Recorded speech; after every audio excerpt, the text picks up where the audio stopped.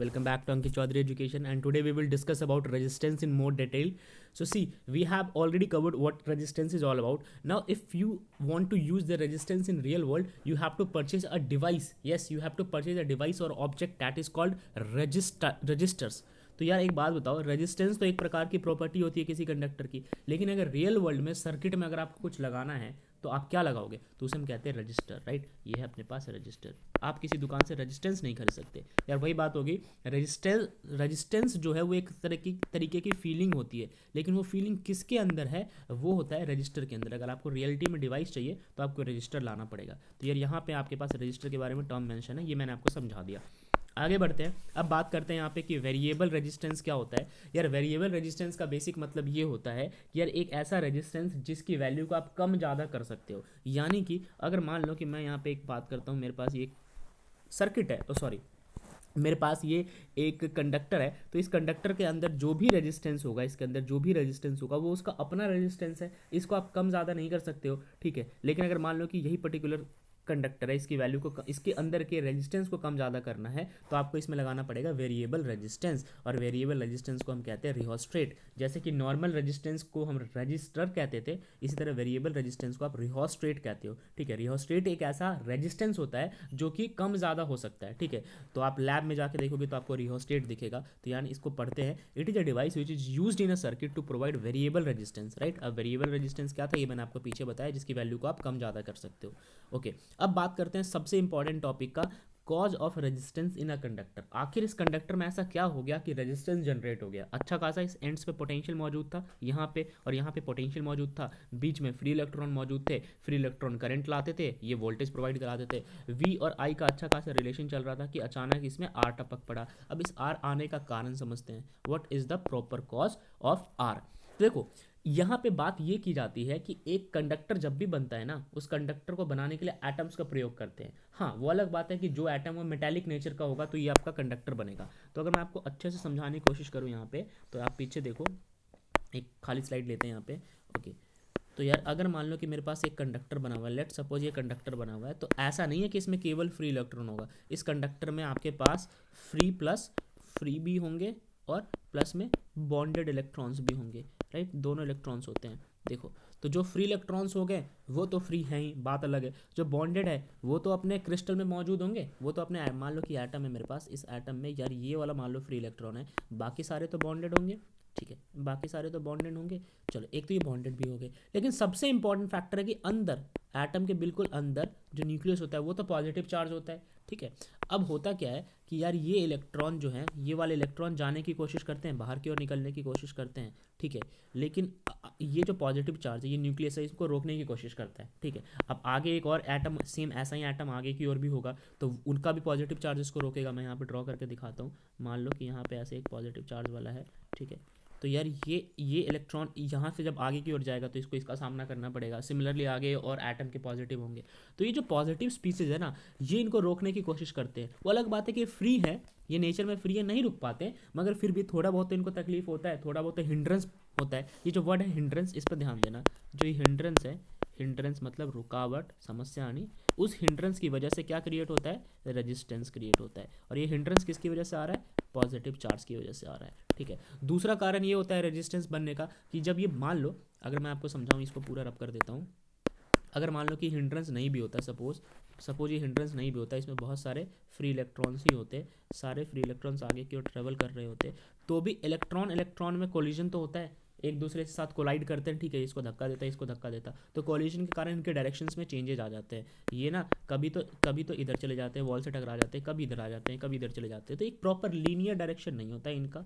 तो उस चक्कर में थोड़ा सा इनका टाइम खराब होता है, और उसी टाइम खराब होने के कारण क्या प्रोड्यूस होता है? रेजिस्टेंस प्रोड्यूस होता है। तो दो कारण बता दिया, एक तो यार पॉजिटिव पार्टिकल से हिंड्रेंस आता है, और दूसरा कोलिजन आता है, ठीक है। तो ये सारी चीज़ें ये रेजिस्टेंस के कॉजेज़ में डिस्कस किए जाएंगे, ठीक है। तो यार यही है कॉज, ठीक है, कि जो भी पॉजिटिव पार्टिकल है कंडक्टर का, वो हिंड्रेंस क्रिएट करता है। इस हिंड्रेंस वन पे ध्यान दो, ठीक है। उस हिंड्रेंस के कारण उनमें अट्रैक्शन हो जाती है पॉजिटिव और नेगेटिव में, तो वो सोचते हैं हम फ्लो क्यों करें, पॉजिटिव के पास चले जाएंगे। ये सारे रीजन है। अब सवाल है कि कौन कौन से फैक्टर है जिस पे ये अपना रेजिस्टेंस डिपेंड करेगा। तो यार रेजिस्टेंस जिन फैक्टर पर डिपेंड करता है वो है, पहला, नेचर ऑफ द मटेरियल। आपका मटेरियल जितने अच्छे क्वालिटी का होगा उसमें रेजिस्टेंस उतना ही कम होगा, यस, आपका मटेरियल जितना बढ़िया होगा, अगर जितना ज़्यादा बढ़िया उसमें ज़्यादा फ्री इलेक्ट्रॉन्स होंगे तो रेजिस्टेंस अपने आप कम हो जाएगा। और लेंथ ऑफ द कंडक्टर अगर आप बढ़ाओगे, अगर कंडक्टर का लेंथ बढ़ाओगे तो अगेन आपका जो रेजिस्टेंस है वो भी बढ़ जाएगा। अब ये कैसे बढ़ जाएगा मैं आपको समझाता हूँ अगेन, उस एक फ्री स्लाइड पे चल के देखिए। देखिए यहाँ पे मैं आपको समझाता हूँ लेंथ की बात। अब जब हम लेंथ की बात करते हैं तो यार ये मान लो कि मेरे पास एक कंडक्टर है, इस कंडक्टर का लेंथ ज़्यादा है, इस कंडक्टर की बात करते हैं। एक सेकेंड इसको रब कर दो, बढ़िया सा डायग्राम ड्रॉ करते हैं।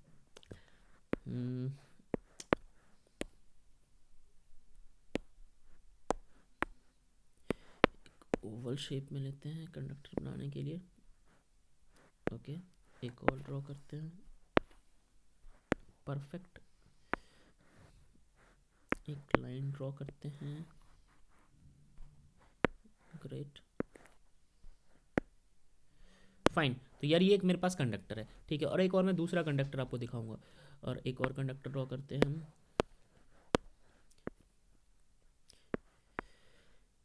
इसके एंड्स बनाते हैं, क्रॉस सेक्शंस। तो यार ये क्रॉस सेक्शन बिल्ड कर दिया, ठीक है, ये इसका क्रॉस सेक्शन बिल्ड कर दिया। एक और कंडक्टर है, इसका भी क्रॉस सेक्शन बिल्ड करते हैं। तो ये इसका क्रॉस सेक्शन बिल्ड कर देते हैं, देखिए, तो इसका क्रॉस सेक्शन बिल्ड कर दिया। अब हम यहाँ पे ड्रॉ करते हैं इसके लेंथ को, तो कंडक्टर का लेंथ ड्रॉ कर दिया, एक और लेंथ ड्रॉ करते हैं।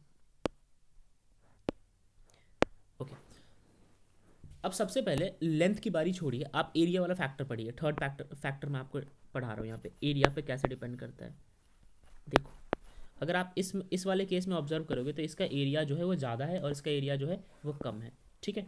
दोनों की लेंथ तो इक्वल ही है, दोनों की लेंथ सेम है। अगर मैं लेंथ की बात करता हूँ तो लेंथ तो दोनों का ही तकरीबन अगर इसके लेंथ की बात की जाती है, मान लीजिए ये 5 मीटर का है, तो यार ये वाला भी 5 मीटर का ही होगा, ठीक है। तो लेंथ में तो कोई प्रॉब्लम नहीं है, एरिया दोनों का डिफरेंट है, इसका एरिया अलग है, इसका एरिया अलग है। अब एरिया में कहा यह जाता है कि अगर एरिया जिसका ज़्यादा होगा वहाँ पे रेजिस्टेंस कम होगा। यस, एरिया जिसका ज़्यादा होगा रेजिस्टेंस वहाँ पे इन्वर्सली प्रोपोर्शनल होता है, राइट। तो यार एरिया के लिए ये चीज़ कहा जाता है। ऐसा क्यों कहा जाता है, देखो, इसमें से जितने भी इलेक्ट्रॉन्स निकलेंगे, मान लो कि यार यहाँ से एक इलेक्ट्रॉन निकले, सपोज करो ऐसे आगे की ओर गया इलेक्ट्रॉन, ऐसे आगे की ओर गया, ठीक है। तो इस इलेक्ट्रॉन को मान लो कि अगर कोलिजन का सामना करना पड़ेगा तो इलेक्ट्रॉन इस तरफ से निकल जाएगा, ठीक है, इलेक्ट्रॉन आगे इस तरफ से ट्रैवल कर जाएगा, ठीक है। तो अगर इलेक्ट्रॉन इस तरफ से ट्रैवल कर जाता है तो यार उसको एक तरीके से रुकावट थोड़ी हुआ है, वो तो कहीं ना कहीं से ट्रैवल कर ही रहा है, ठीक है। अगर मान लो कि इधर उसको कोलिजन मिल रहा है या फिर इधर प्रॉब्लम आ रही है तो इधर से निकल गया, फ्लो तो कर ही गया। लेकिन अगर मान लो इस केस में देखोगे, इस केस में सपोज करो कि यार इलेक्ट्रॉन है मेरा,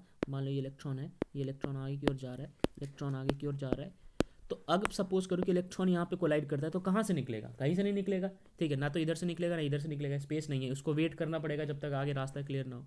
तो यार ऐसे सिचुएशन में क्या होता है कि ना तो वो यहाँ से निकल सकता है ना ही वो यहाँ से निकल सकता, तो इस केस में रेजिस्टेंस जो है वो ज़्यादा हो जाता है। ज़्यादा नहीं हो जाता, बस इलेक्ट्रॉन फ्लो नहीं कर पाता, इसके कंपेरिजन में ये जल्दी फ्लो कर जाता है। तो भाई अगर जल्दी फ्लो कर गया, करंट बढ़ेगा तो अपने आप रेजिस्टेंस कम हो गया, हमने देखा था। और इस केस में रेजिस्टेंस बढ़ा ही रहता है, राइट। तो यार एरिया के केस में ये इन्वर्सली प्रोपोर्शनल होता है। अब हम बात करते हैं लेंथ वाले केस में। तो अगर लेंथ वाले केस में आप सोच के देखोगे, तो मैं इसको रब कर देता हूँ, मैं डायरेक्ट बना देता हूँ डायग्राम। यार ये मेरे पास एक कंडक्टर है, ठीक है, और ये मेरे पास एक दूसरा कंडक्टर है, इसका लेंथ ज़्यादा है और इसका लेंथ कम है, इस वाले का लेंथ ज़्यादा है। तो सेम चीज़ हो गया ना, कि मान लो कि इस वाले में सपोज करो कि इस वाले के केस में मान लो मेरे पास ये इलेक्ट्रॉन है, 5 इलेक्ट्रॉन है, इस वाले में बहुत सारे इलेक्ट्रॉन्स होंगे मेरे पास, ठीक है। तो यार जितने ज़्यादा इलेक्ट्रॉन उतनी ज़्यादा कोलिजन, जितना ज़्यादा कोलिजन उतना ज़्यादा रेजिस्टेंस। तो यार यहाँ पे बताओ रेजिस्टेंस ज़्यादा होना चाहिए यहाँ पे, तो ऑब्वियस सी बात है लेंथ वाले में ज़्यादा होगा, इसका लेंथ ज़्यादा है, तो यहाँ पे मैं लिख सकता हूँ कि resistance is directly proportional to length. तो इस वाले का मैक्सिमम होगा और इस वाले का मिनिमम होगा। तो आपने 3 फैक्टर पढ़ लिए। पहला फैक्टर पढ़ लिया नेचर जितना बढ़िया होगा मटेरियल का उसका रेजिस्टेंस उतना ही कम। दूसरा आपने एरिया डिस्कस कर लिया और तीसरा आपने लेंथ को भी डिस्कस कर लिया। तो इन तीनों के बाद हम आगे बढ़ते हैं और इसको समराइज़ करेंगे। उससे मतलब मेरा है कि यार इसकी इक्वेशन को बनाएंगे। तो नेचर ऑफ मटेरियल पढ़ लिया, लेंथ ऑफ कंडक्टर पढ़ लिया और एरिया ऑफ क्रॉस सेक्शन पढ़ लिया। चौथा फैक्टर टेम्परेचर का भी होता है, but we will not going to discuss it. अब देखो यार इसको समराइज़ कैसे किया जाएगा, तो इसको समझो अच्छे से। इसको समझने के लिए यहाँ पे अगेन हम एक चीज़ ड्रॉ करते हैं, यहीं पे पढ़ाता हूँ मैं आपको, देखो। Okay fine. तो अब मान लो कि पहला फैक्टर था कि resistance is directly proportional to length, और दूसरा था 1 अपॉन में एरिया, राइट। 1 अपॉन में एरिया। तो इन दोनों को अगर आप एक साथ लिखोगे तो ये आ जाएगा लेंथ अपॉन में एरिया, ठीक है। अब यहाँ से अगर आप नोटिस करो तो resistance is equal to, proportionality का साइन मैं हटा रहा हूँ, इस प्रोपोर्शनैलिटी का साइन मैं हटा रहा हूँ, और हटाने के बाद एक कांस्टेंट निकल के आता है, उस कांस्टेंट को हम कहते हैं रो। ये पी नहीं है, इसको थोड़ा सा अलग तरीके से लिखना है, ये है रो। और इस रो की वैल्यू क्या होगी वो भी समझाऊंगा, उससे पहले आप देखो आगे की इक्वेशन। एल बाई ए अपनी जगह पे चलता हुआ आ रहा है, ठीक है। अब ये जो रो निकल के आया ना, इस रो को हम कहते हैं रेजिस्टिविटी, रेजिस्टिविटी, राइट। तो ये रेजिस्टिविटी है अपने पास। तो ये रेजिस्टेंस की इक्वेशन थी, रेजिस्टेंस की डेरिवेशन मैंने करा दी आपको। चलिए अब आगे बढ़ते हैं, इसको रब कर लेते हैं। हाँ जी, तो वही जो चीज़ हम डिस्कस कर रहे थे यहाँ पे, ये इन दोनों इक्वेशन को लिया, फिर यहाँ पे अपने पास ये इक्वेशन बना लिया, यहाँ से रो निकल के आया, ये रो है, ठीक है। चलो अब आगे देखो तो रेजिस्टिविटी क्या होती है। अब डिफाइन करते हैं रेजिस्टेंस की एसआई यूनिट, वही एसआई यूनिट रेजिस्टेंस की ओम है, ये सारी चीज़ें, ठीक है। अब रेजिस्टिविटी की जब बात की जाती है तो रेजिस्टिविटी की एसआई यूनिट आती है ओम मीटर। कैसे आएगी ओम मीटर, ये भी मैं आपको समझाता हूँ। देखो जो आपने इक्वेशन लिखा था वो इक्वेशन आया था R is equal to rho L upon में ए, ठीक है। यहाँ से अगर आपको रो की वैल्यू निकालनी है तो एक उधर भेजो, एल को नीचे भेजो। तो यहाँ पे कैसे आएगा, रो अपनी जगह पे रहेगा, रेजिस्टेंस इनटू में एरिया डिवाइडेड बाई एल आ जाएगा, ठीक है।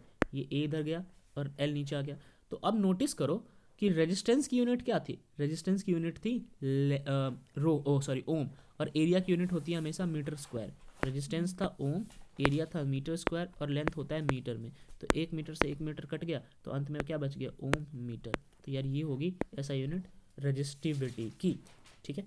अब रेजिस्टिविटी की ऐसा यूनिट समझ आ गई, तो हम आगे पढ़ते हैं रेजिस्टिविटी खुद क्या होता है, ठीक है। देखो रेजिस्टिविटी को वैसे तो डिफाइन किया नहीं जा सकता प्रॉपरली, यस, मगर मैं आपको बताता हूँ।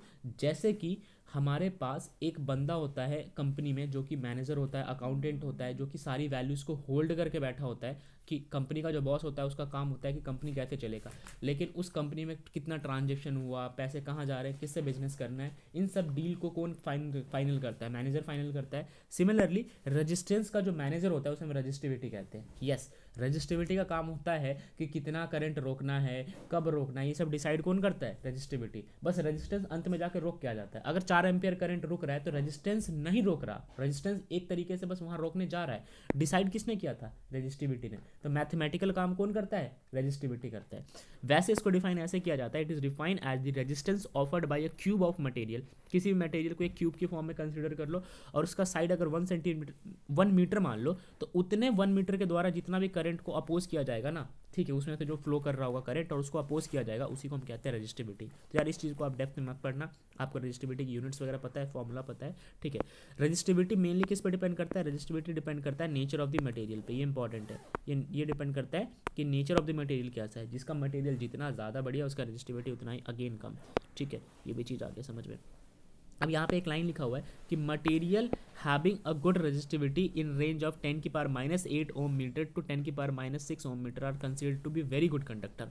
यानी कि अगर कोई कंडक्टर है जिसकी रेजिस्टिविटी 10 की पावर -8 है, अब -8 समझ रहे हो कितनी कम होगी, ठीक है, तो उसको हम कंसीडर करते हैं बढ़िया कंडक्टर में, ठीक है। जिसकी रेजिस्टिविटी ये आती है उसको हम बढ़िया कंडक्टर कंसीडर करते हैं। अब सिल्वर की बात की जाए तो सिल्वर की वैल्यू होती है 1.60 इंटू 10 की पावर -8, ये -8 है। तो यार सिल्वर सबसे बेटर कंडक्टर होता है हमारे पास।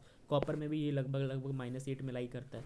रबर और ग्लास जो होते हैं ना वो अच्छे इंसुलेटर क्यों होते हैं, क्योंकि उनकी रेजिस्टिविटी बहुत ज़्यादा बढ़ जाती है, ठीक है। रेजिस्टिविटी देखो, तो यार यहाँ पे हमारे पास मटेरियल के बारे में भी डिस्कशन हो गया। चलो अब आगे बढ़ते हैं। अब हम कॉम्बिनेशन की बात करेंगे, कॉम्बिनेशन हम नेक्स्ट क्लास में डिस्कस करेंगे।